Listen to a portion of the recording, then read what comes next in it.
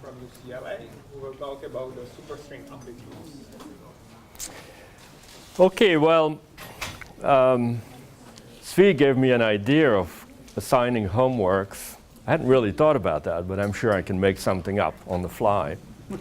So I guess my task is to explain string theory to you in 3 lectures. So here is the plan. I'll start in lecture 1, just today, with the bosonic string and some basics of conformal field theory.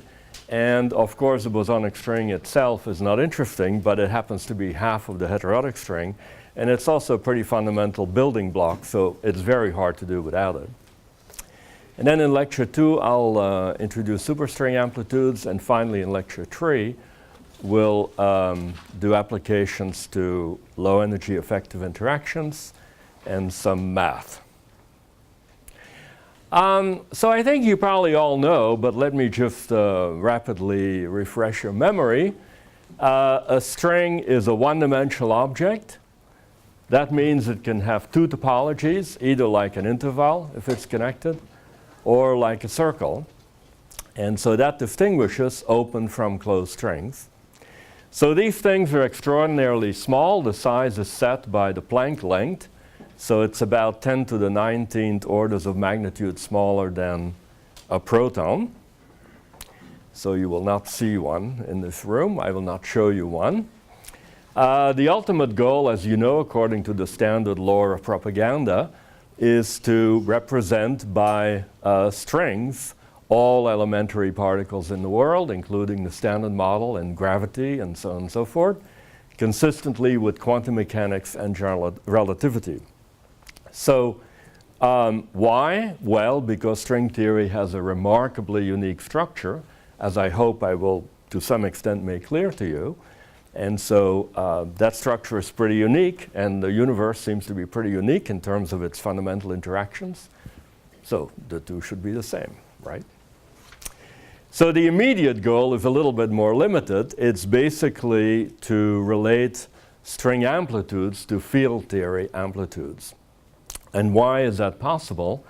Well, basically, as I said, the size of a string is tiny. So if you look at reasonably low energies, where we are, 10 to the 19 times smaller than this, or order of magnitude, then what you see is not a string, but what you see is essentially a point particle. So there must be a deep relation, and of course there is, as you know. Svi already mentioned this. And more practically, string theory exhibits a remarkable structure, and some of that, in fact, can be inherited onto field theory. So if you have strings, how can they be made to interact consistently? Well, there basically are only a limited number of perturbative string theories known. You can have theories which have only closed strings. And so the type 2 string theories are of that type, and also the heterotic ones. So the heterotic ones contain also a Yang-Mills field explicitly, while type 2a and b are supergravity multiplets only. But you can also have a theory which contains open and closed strings. You cannot really have a theory which has only open strings. And the reason is that, after all, the open string can close and form a closed string, and you cannot exclude that by unitarity. So I've given you sort of the intrinsic description of a string. Now they live, of course, in a space-time. I'll call this space, whoops, sorry, the wrong button. I'll call this space-time M. What is the space-time? Well, it could be a manifold, but actually often you can relax that a bit by having singularities of the orbifold type. So we'll essentially think of it as a manifold. And superstring theory predicts under certain conditions that this manifold is 10-dimensional. Space-time is 10-dimensional. So our 4-dimensional space-time must be some sort of compactification of these 10 dimensions. And at the moment in string theory, it is really an open problem exactly what the criteria are that determine this compactification. and what the compactification is. So a one-dimensional object in space under time evolution sweeps out a surface. Okay. For closed strings, here I've drawn a circle. Topologically, it sweeps out a cylinder as it evolves in time. So you should think of this as a freely propagating string, a propagator, if you wish, of the string theory. And how do you get interactions? Well, actually, by joining and splitting strings. So you can think of this as viewed in a time slicing, where you have initially two strings, then they come closer together and ultimately merge into just one string. But that's a time frame dependent picture. If you have a theory with relativity, then you could pick another time frame, another space-time frame, and then the interaction would occur somewhere else. So actually, the real mystery or the real beauty of string theory is that the interaction is purely topological. There isn't really any distinguished interaction point in this picture. And also, the interactions are actually governed just by 3-point functions. This is something where I think string theory has had already some influence on field theory, because in fact, a lot of the methods of amplitudes are based on knowing the 3-point function, and everything else, as Phi, for example, explained, even in gravity, follows from the 3-point function. And to me, this diagram that shows that the basic string interaction is topological is something that enormously impressed me when I first saw it, and probably the reason I've been working on this subject for such a long time. Anyway, after this slightly personal remark, so what we're going to be interested in is looking at string theory perturbatively in the coupling constant. And so this is governed by something analogous to Feynman rules. And so in general, if you are interested in the quantum probability for a process, for example, to compute an amplitude or to square it and get the cross-section, those amplitudes are given by a functional integral, Feynman functional integral, over all possible histories, which in this case means over all possible histories of the surface or the string. So basically, perturbative string theory is a theory of fluctuating quantum surfaces. And so much of the time that I will spend in these 3 lectures is make that more precise and more quantitative. So for example, if we I see there's this arrow sticking out here. I can probably do away with that. I'll put it on the side. So I'm going to concentrate mostly on closed strings here. So if we are dealing with closed strings, then I've drawn these pictures here. And I'm going to assume closed-oriented strings. This will include 4 out of the 5 perturbative string theories, namely type 2A, 2B, and the 2 heterotic strings. Then if you give the initial and final string states as disks, as circles here, then basically the only topological characterization that's left is the number of handles on these diagrams. And that number is called the genus of the surface. Okay? So here is tree level. As you can see, I've multiplied it by 1 over the coupling constant square, okay, which is the usual normalization for tree level. And then 1 loop has no power, and then 2 loops has an extra power. This would be the same thing as if you did Yang-Mills theory, and your action were 1 over g square times the trace of f square. Then you count tree level as starting at 1 over g square. Okay, so this is schematically what we're interested in. So there is one topological number left in addition to the characterization of what the amplitude is by giving its external states, incoming and outgoing states. By the way, feel free to ask questions, okay, at any time. Okay, so the structure of the amplitudes is then basically given by a sum. I'll call the genus H, so it's a positive or zero number. 0 is tree level, and then it goes up to infinity. Of the coupling constant to this power, so this is the same normalization I used before, and then an amplitude at a given genus, or a given loop order, if you wish. So this perturbative expansion, just like in field theory, is not convergent. It's asymptotic at best. But of course, just as in field theory, we'll proceed and calculate, because in field theory we know that even though the expansion is only asymptotic, it's actually very accurate. Of course, this is not the full string amplitude. There are non-perturbative effects which I'm not going to consider here, due to instantonf, just like in Yang-Mills, of the type of with a factor of e to the minus 1 over g squared. But here there are also d-brane contributions, which are less suppressed. So I'm not going to consider those here. Okay, so again, I limit myself to closed-oriented strings. I'm now going to just look at the bosonic part. And in the next lecture, we will look at the full super part. And I'm going to assume that we have some space-time M. And this space-time comes with a metric. It's going to be a theory of general relativity. So there will be a metric, which I'm going to call G, and which we fix. And we'll have in mind the Minkowski signature on this, for this metric.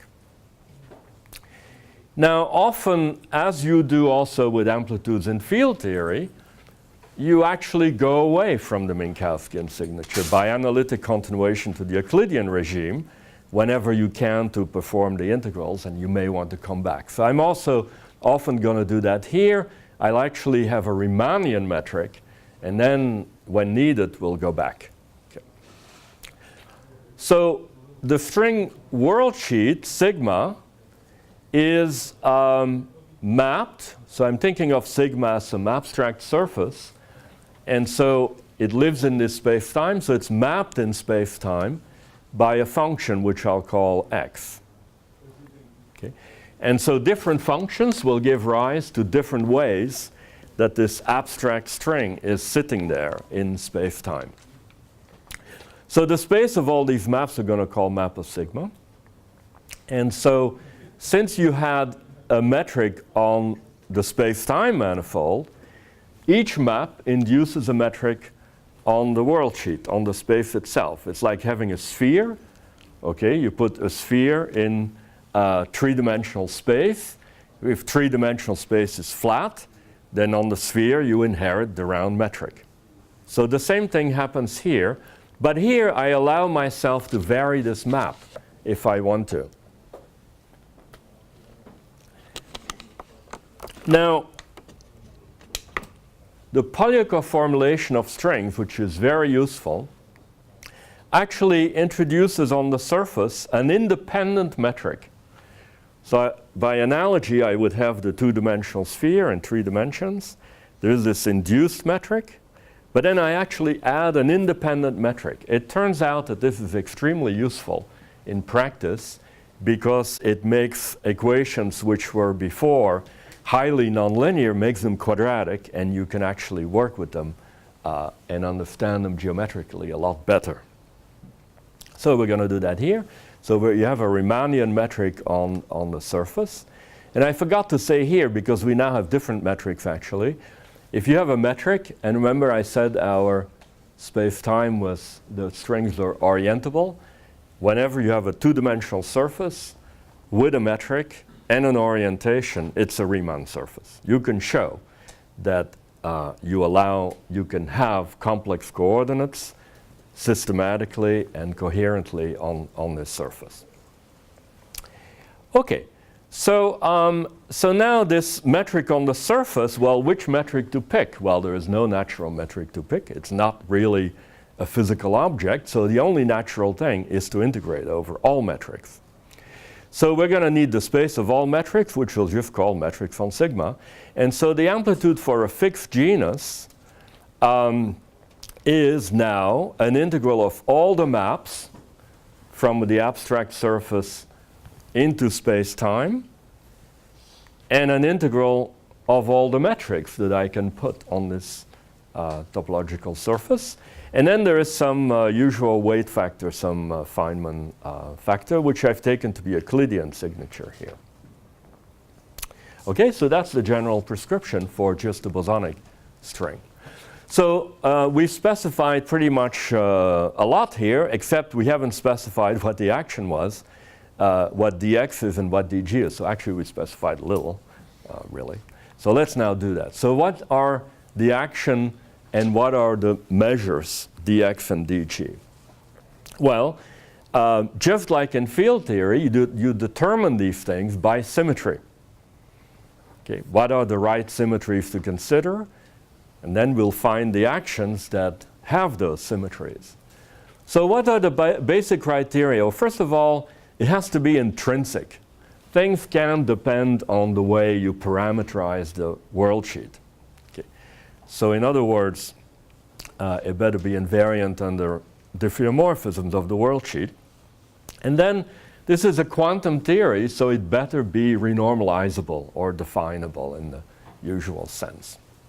So a standard family of actions is given by the nonlinear sigma model in 2 dimensions. And remember, we had fixed the metric G on the space-time. X is this map that tells us how the surface sits in space-time. And so here is an object that I can form basically out of the metric on space-time, which depends on the point where the string is sitting. And then I have this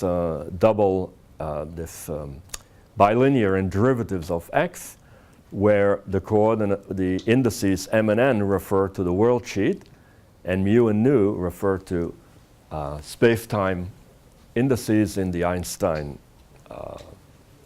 frame. Psi here is some arbitrary coordinate on the surface. Little g is the metric, g with upper indices is the inverse, and the square root of g, I think you'd all know, it's the square root of the determinant of this metric. And x, I'm going to think of x here as genuinely a space-time coordinate, so it has a dimension of length. If that's true, the action that goes in the exponential better have no dimension, and so we put a constant in front of it, 1 over alpha prime, which you can think of as a coupling constant, but it has dimension of length square. And so this is the famous alpha prime. Probably most of you have actually encountered it, of string theory. So that's the action. So of course this is not the only action I can write down, but if I have only a space-time metric, this is a pretty natural action to write down. It's diffeomorphism invariant, and well, it's going to be renormalizable in a certain way that I'll make a little bit more precise later on. What's this measure? Well, the way you get a measure is like a volume element. The way you get that is by knowing how to measure distances in space. So how do you measure distances? Well, you get some quadratic norm. And so here I wrote down, if you have the difference between 2 maps, the distance between 2 maps, x and x plus delta x, is given by a bilinear in delta x. And the only way I can naturally contract that is with the space-time metric. So that's a natural thing to have. Now here I have to make a little bit of a digression. If you look at this action, you will see that it's in fact invariant under rescaling of the metric little g by an arbitrary function. Okay. This is specific to 2 dimensions. It wouldn't be true in any other dimension. And this transformation is called a Weyl transformation. So I scale the metric up. I put an exponential here because after all the metric is supposed to be positive. So I only want to rescale with positive factors. and this function sigma is anything you want on the surface. So the classical action is invariant under this. But now let's look at the measure on x. Well, x and g are things that depend only on the variable x, which doesn't involve the metric g, so they don't transform. But there is a square root of g here, and that object does transform under a Weyl transformation. Okay. So in fact, this norm that I wrote down here is not invariant under Weyl transformations. So this is in fact a familiar circumstance. We have an action, classical action, which is invariant under a symmetry. But the measure in the functional integral is not invariant. So what do you get when that happens? You get an anomaly. Okay. In this case called the Weyl anomaly. So the classical symmetry is not preserved at the quantum level. So let's examine this a little bit more closely, because Weyl transformations will be crucial to all that we do. So let me only look at part of this integral. Let me ignore for the moment the integral over all metrics and just look at the integral over all maps from sigma into space-time. So this defines a quantum theory. I wrote down here the effective action. It would depend on the metric. That's the only parameter we have here. Okay. And now, under certain circumstances, this theory defines a conformal field theory, not just a quantum field theory, but actually a conformal field theory.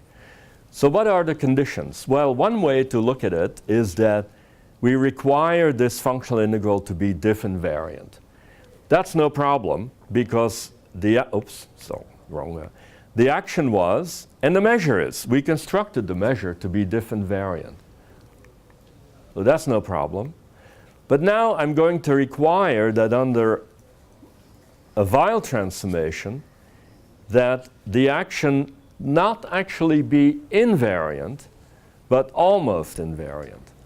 So that under a small Weyl transformation delta sigma, the action transforms in this way, where Rg is the scalar curvature of the metric g on the surface. So what does that mean?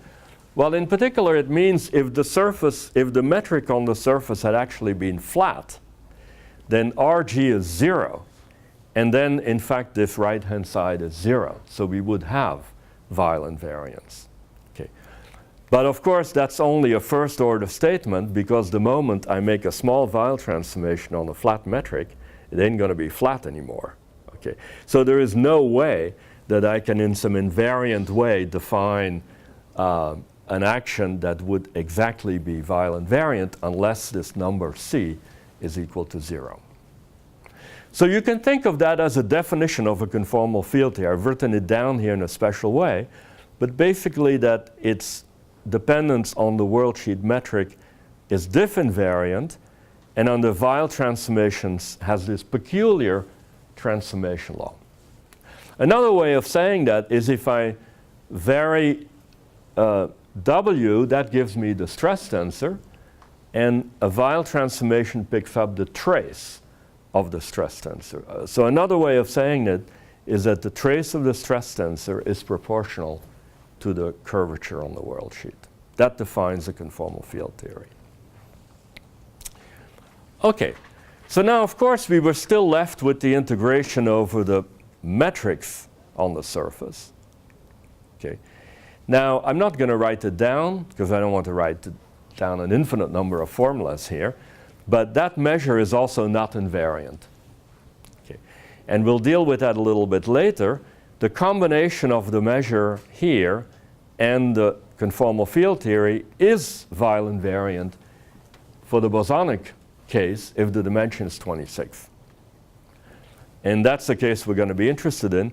And later we will see for the superstring the analogous statement is d equal 10. That's where this comes from. So in the end, we're going to want exact Weyl invariance, but each piece isn't Weyl invariant. It's a combination of the two measures that makes things Weyl invariant.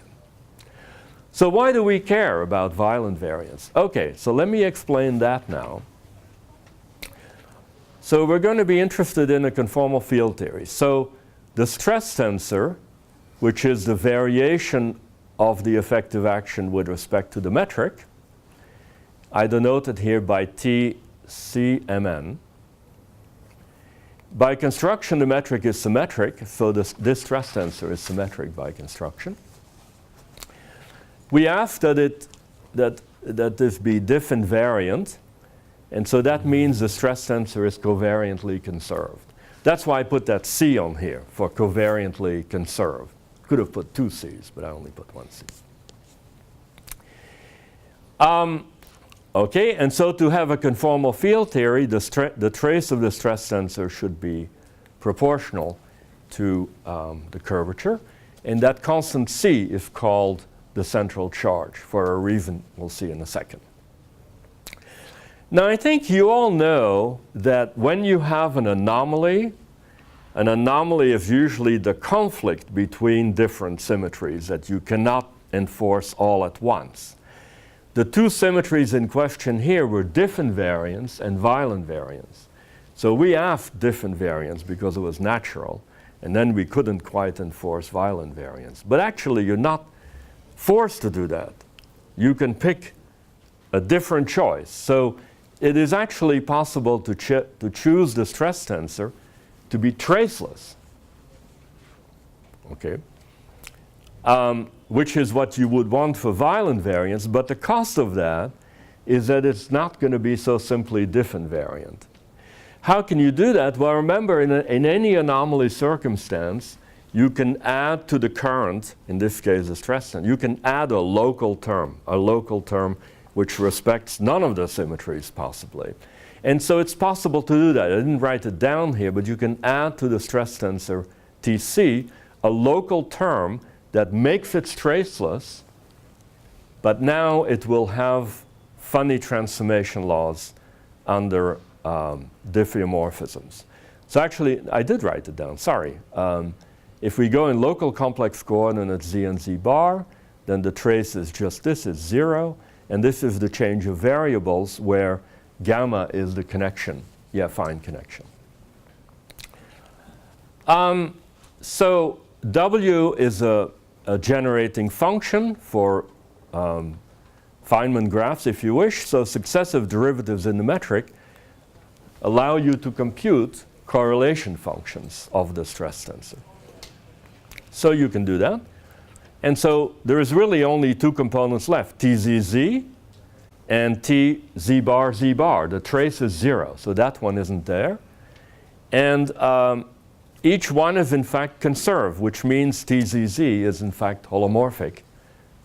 Its DZ bar derivative is 0. So one way of looking at these correlation functions is to look at their OPE, their operator product expansion, because if I know the OPE, I know the singularities, and this stress tensor is holomorphic. So if I know the singularities of something that's, holomorphic locally, then in fact I can usually say a lot. So the singular part of the OPE exactly reflects the Ward identity of conformal invariance. And so I think you have probably seen this at some point. You take the OPE of 2 stress tensors, you have a leading term governed by the dimension of the stress tensor, which is 2. And then you have other terms which are also governed by the Ward identity. If I do a mode expansion on T, expand in powers of Z, Z is now a local coordinate around an insertion point of the operator, then you can translate this coordinate formulation of the OPE into a commutator relation for the coefficients, the L's. And that equation is, gives you an algebra, which is the Virasoro algebra. So I've basically shown here in a few slides how you can go from Weil invariance and a conformal field theory to extracting from it the Virasoro algebra for that conformal field theory. And this number C is inherited here. And this term is proportional to the identity, commutes with all the L's, which is why it's called a central extension. It's in the center of the algebra. It commutes with everybody. Okay, so why do we need this? Aha. Well, let's start to quantize this theory in operator formalism. So far, I've given you the functional integral formulation. Let's now look at the operator formalism. So what we have to quantize is these maps of the Riemann surface into space-time, called x mu. Okay, and they satisfy a Laplace equation locally. And so that means that the operator dz of x mu is locally holomorphic. So you can expand it in a Laurent expansion in modes. And so x mu m are the modes of this field. And using canonical quantization, you can show that conjugate to xm is x minus m. So these are harmonic oscillators, okay, which characterize the vibrational modes of the string. And there's some standard hermitivity condition. And similarly for the anti-holomorphic field. You will say, why didn't you write down the X field and its expansion? Well, this is a little bit of a subtlety of conformal field theory, that dx mu is a conformal primary field, it's a conformal tensor, but the field X is not, for reasons I don't want to go into. So that's why I didn't write it down. Okay, so now we have an infinite bunch of harmonic oscillators, and we can build up the spectrum of string states for this theory. The first thing you do is you define a ground state. This is the ground state not of a general quantum field theory. This is the ground state of a single string. So that single string will have a momentum. And so the x0 here is actually the momentum operator. And its eigenvalue is the momentum of the string. Oh, that's outside. So the ground state is a momentum eigenstate, and then you require that all the annihilation operators, all the annihilation modes, kill that state. That's the standard construction, for example, if you did free field theory. That's exactly what you would do. You expand in Fourier modes, and then half of those Fourier modes you let kill the vacuum, and the other ones build up the Fock space. So here the Fock space is built up by applying the operators x with negative index. Okay. And of course, I only wrote down the holomorphic sector. There is a sector with the twiddles also. But I'm not going to write that down.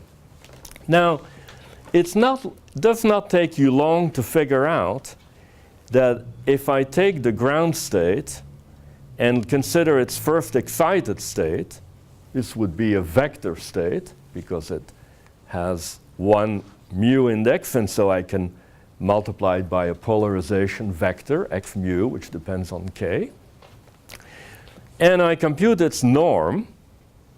I can do that because I have this hermiticity condition and the commutator. I can compute the norm. And the norm is proportional to the norm of the ground state square times the square of this epsilon tensor. What is epsilon? Well, epsilon in principle is allowed to be any of the polarization tensors available. Okay? So in a space-time of dimension d, there are d independent polarization vectors. But you can see that with the metric that I've chosen here, I've chosen a metric which is mostly plus, that there is one polarization vector which is in the time component, which has negative norm. And you cannot avoid this with what I have done so far here. And this is inconsistent. This leads you to conclude that you produce a state with negative probability. So that's contradictory to quantum mechanics. Of course, the same thing happens in a gauge theory, right? If you take the gauge field and you can decompose it in modes, and you have a polarization vector, is exactly also one polarization mode that produces a negative norm state. And so in the gauge theory, you have gauge symmetry that allows you to eliminate this state. So here, the symmetry that allows you to do that is conformal symmetry. And that's why you need conformal symmetry to build up a consistent string theory. So let me just very briefly go through how this works. So remember that you had the Virasoro algebra. This came out of the fact that you were dealing with a conformal field theory. And we can now decompose these Virasoro generators in this basis of x's, of modes that I had given before. One of these modes is special, the L0 mode. And the L0 mode is the one that suffers this central extension term here. It's only when m plus n is 0 that this terms matter. So the offset of L0 is governed by this central extension term. So you now do a projection in this Fock space.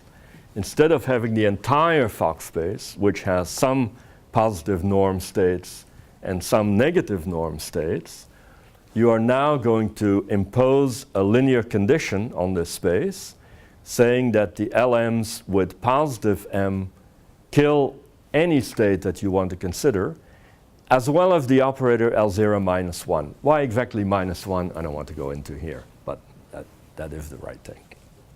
So this condition is analogous in gauge theory to imposing Gauss's law, Coulomb's law, that eliminates all the negative norm states. So in fact here too there's some theorems that show you that all the negative norm states are in fact eliminated by this condition. Just as in gauge theory there are also null states, okay, but they all decouple. And so in fact you have the right thing. So to come back to the states we considered, at the vector level, the L1 constraint imposes transversality. The L0 constraint imposes that it is a massless state. And then all the other constraints are automatic. Okay. So you get exactly the same conditions that you get in a massless gauge theory. Okay, so this ground state for the bosonic string is a tachyon, and so, well, that's one of the problems of the bosonic string. Okay, so now I had basically imposed the fact that we would have a conformal field theory. Now, we started with a theory defined in a space-time with a fixed space-time metric.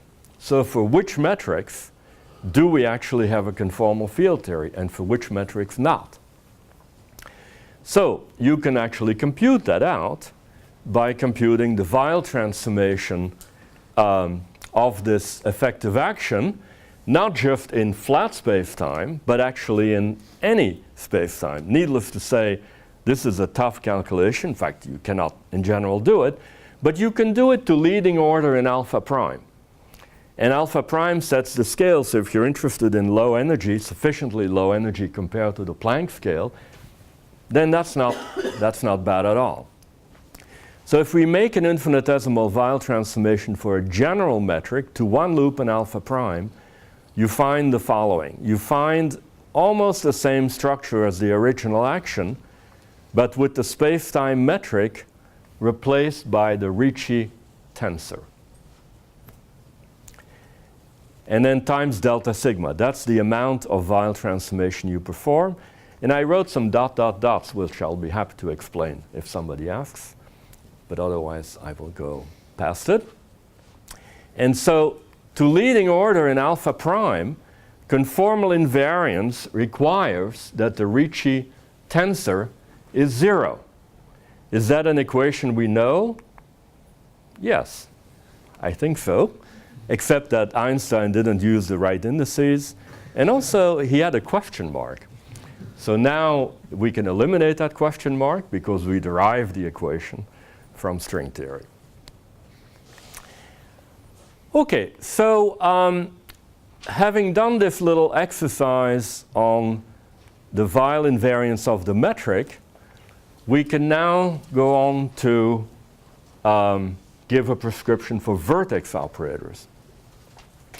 So recall that I said that in one of the first transparencies that incoming and outgoing strings are associated with these disks that are removed. So you have circles that represent a string at a given initial and final time. But when you have a conformal field theory, actually these disks can be shrunk to a point.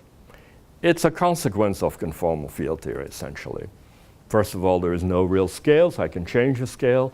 And so the disk can actually be concentrated in just a point.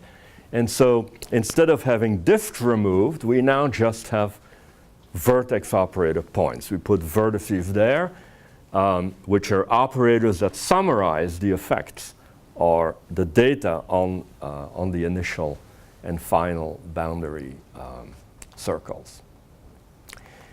Okay, so how can we guess, of course you can derive these things, but I'd rather guess them. How can you guess the vertex operators? Well, what is a vertex operator? Suppose we want a vertex operator for a graviton.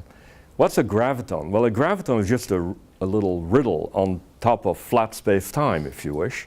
So we can consider a metric that's flat space metric plus some perturbation by some polarization tensor times an exponential indicating a flat wave. And now we'll just assume that these polarization tensors are very small, that they're tiny. Then, in fact, the conformal invariants that we examined here require that the Ricci tensor be 0. And in fact, that's a consequence you can easily derive. It means that k² is 0, and also each of the polarization tensors is transverse. And so now if we substitute that metric, well, I have to go back a lot of slides. If we substitute that metric in here, you get in the exponential a sum of these exponentials. Since epsilon is small, you can expand in them. And so here, in fact, you have the formulation with vertex operators, where each vertex has this double derivative on the world sheet and exponential. So this is actually the graviton vertex. You can show that this gadget has all the right properties in the conformal field theory, but essentially the argument I gave you is the argument that these are the vertex operators. Okay, so now let me just see what page I'm on. We come to a somewhat more technical point, which I think I probably have enough time to discuss. And if I don't, I will just drop it. By the way, these transparencies will be online, so if I glossed over some of it, which obviously I did, you can look it up. And also, there is in the work some review that should be out by the end of the summer, summarizing, this kind of discussion of superstring amplitudes with some relevance to amplitudes in field theory. Okay, so now basically what we have learned is that we have diffeomorphism and Weil symmetry. So let's fix a topology of the surface. So that means let's fix a number of handles. So now what I would like to investigate is basically we have on these two-dimensional metrics, we have diffeomorphisms acting, and we have Weil transformations acting. Well, if you do the count, the metric in 2 dimensions has 3 independent components. Diffeomorphism vector field has 2 components, and Weil transformation has 1 component. So it sounds like all metrics can be achieved by combining these 2 transformations, but that's not true. And what's left over is moduli space. So I now want to discuss that. So let's do this infinitesimally first. So reparametrizations are done by a vector field like here, and as Svi already showed, They act on the metric by this symmetrized derivative. And Weyl transformation is infinitesimally of just a multiplicative factor times a metric. So the space of all metrics I denoted here by metric. Okay. And now these red lines you should think of as the action of this group, diffeomorphisms times Weyl. And so they act, and by each, starting from each point, there is some orbit that is formed by applying the group to this element, and you should think of applying the entire group. And so basically what's left is the space of orbits, all possible orbits of the action of this group. And so you can think of that as the space of metrics quotiented out by the group of diffeomorphisms times Weyl. And if the genus is H, then we call that space the moduli space at genus H. This space for compact Riemann surfaces, no boundaries. We could do this with boundaries too, but I just want to do the simplest case, is the space of basically metrics divided by Weyl transformations. This is sometimes called the conformal classes or Weyl classes, and it's the same thing as the complex structure classes. So this space is finite dimensional, and here are the dimensions. For the sphere, h equals 0, it's 0. The torus, it's 1. And for higher genus, it's 3h minus 3.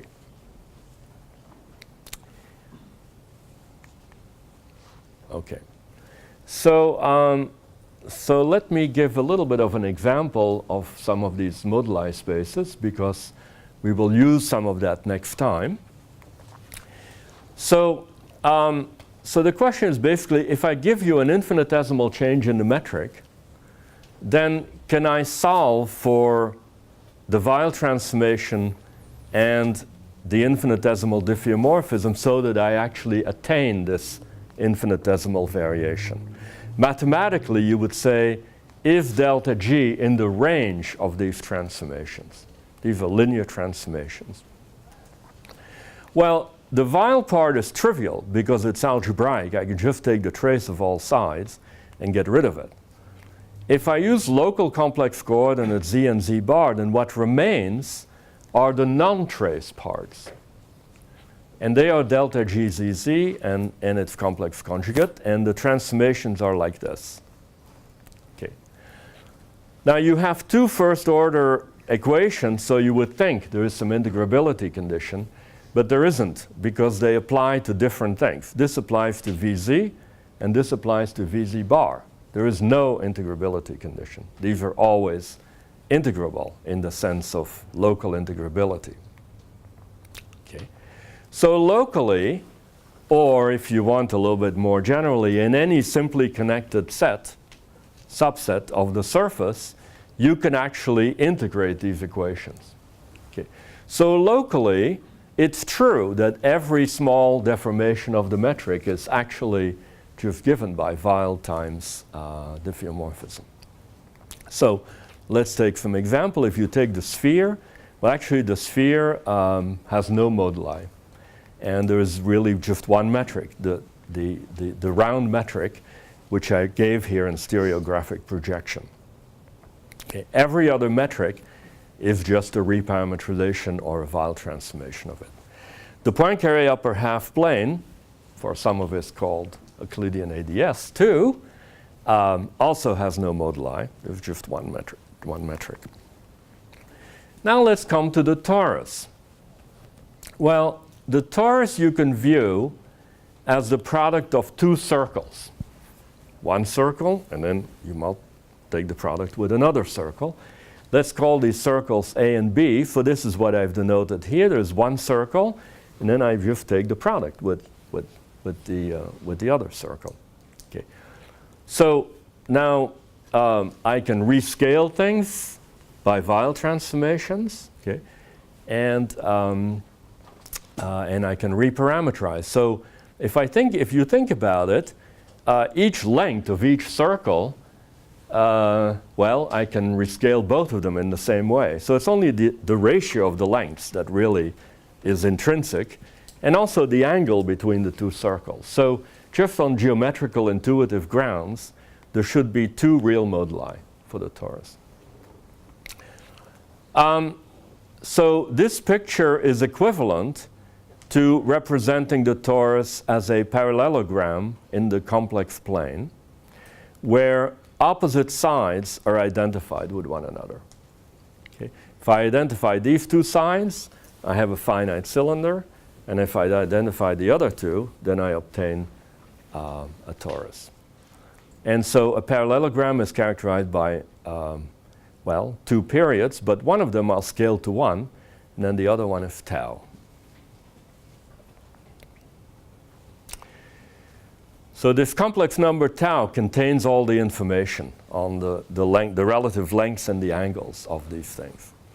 Now, this doesn't seem to have much to do with a metric, so let's come back to our consideration of a metric. Suppose we have a constant metric, okay, and a constant metric deformation. So translation variance on the circles means that you have translation variance on the torus. So by translation variance, you can pick the metric to be a constant. And now I can go back to my previous equations here. The trace part of that constant, I can just get rid of algebraically. And then for the differential part of the constant, I have to solve the equation that a constant delta g is dv of vz. Can you solve that equation? Well, locally you can. The solution is z, essentially, is linear. Okay. However, z is not a periodic function on the torus. So if you want genuine diffeomorphisms on the torus, vz has to be a periodic function. And there is no solution to this equation. So you see that constant delta g zz, actually you cannot gauge away by diff and Weil. So that is the modulus.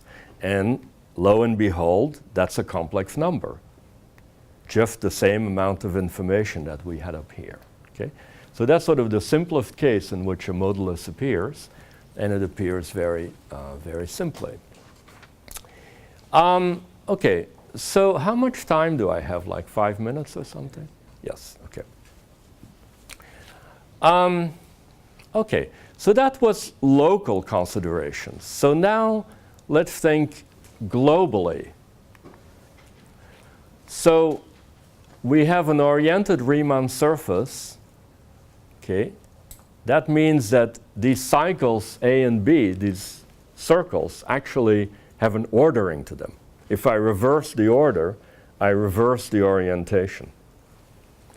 Equivalently, you can choose this point tau in the upper half plane.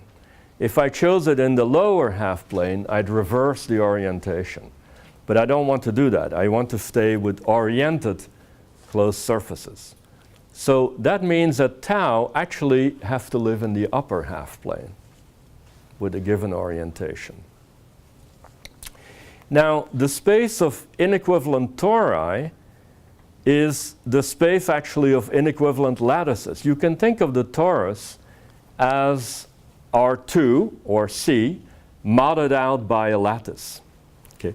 So in this case, in this case, this lattice is generated by 1 and by tau. These are two independent complex vectors over the reals. But in fact, different values of tau can label the same lattice, can give the same lattice. It doesn't look like it when you look at this picture, but if you look more closely, it actually can. So the way you would do that is, let's relax a little bit this condition that one side was 1 and the other one tau. Let's make it that one side is omega 2 and the other one is omega 1, where both of these are just complex numbers. So then tau is the ratio of the two. So tau is omega 1 over omega 2. But now the same lattice generated by omega 1 and omega 2, I could actually generate by omega 2 and omega 1 plus omega 2. You'd never know the difference. I can always resubtract out omega 2. Okay. But the associated tau is different because I changed the omegas. Okay. But these are the same lattices. So in fact, if I in general make a linear transformation on the omegas with integer coefficients, because after all, I want to stay in the lattice, in the same lattice, so it has to be integer coefficients. Okay. And I require that the image, lambda of tau prime, is in the lattice. That requires integers. But also, if the lattices are to be the same, then lambda tau should be in lambda tau prime. That means the transformation is invertible. But if I have a linear transformation with integer coefficients, for it to be invertible, the determinant has to be 1 or minus 1. Minus 1 is ruled out because it reverses the orientation, and 1 is what we want. And that matrix defines what's called SL2Z. Okay. So in fact, if I take tau and I transform it by this Möbius transformation by SL2Z, this gives you the same lattice. This symmetry, SL2Z, is crucial in string theory.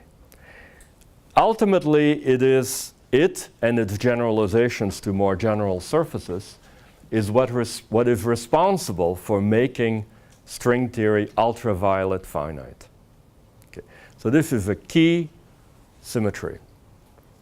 So now we can come back to our question, what is moduli space of tori, space of inequivalent lattices? So it's the upper half plane where tau has to live, except we have to mod it out by SL2Z. And that gives you this fundamental domain. I didn't actually make a drawing. I could make a drawing if somebody asks later on. That's given here. Okay, well, I'm running out of time, and that's probably fine, because the next stuff is really technical, okay, and I don't really want to go into it. I mean, with more time, I would have wanted to go into it, but you have it available in the transparency. So this is actually a detailed discussion of how the measure of the integration over all metrics can be factored into integration over Weyl, diffeomorphism, moduli, and some Jacobian. So here is the artillery that is needed. Okay. And the upshot of it is that, in fact, this can be rewritten in terms of ghosts. So with the help of BC ghosts, you can represent this measure, and this is the final formula for the amplitude with a certain number of vertex operators. And so this is left as an integrand to be integrated over moduli space. Okay, so I'm going to skip over this. And here was a little example. So string theory has a tachyon. It has no fermionic. It has no fermion, so it's unphysical. So it doesn't really make sense for me to do elaborate calculations in an unphysical theory. But I had given here just an example of the tree-level tachyon scattering amplitude. And, you know, okay, like Svi, I'll leave this as a homework problem. You have to do it before the transparencies appear online, of course. And then the next transparency was KLT. But again, I'll leave it to you as an exercise. Thanks.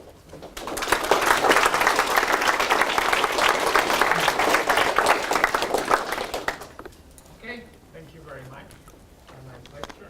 Any questions? Yes? What do you think of the modular space of tau? Shouldn't we have at least one puncture?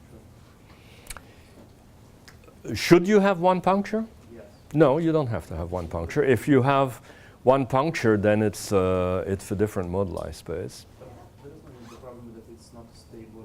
Yes, that's right. Yes. In string theory, I mean, the fact that it's non-stable basically means that you have a killing vector. You have a symmetry, right?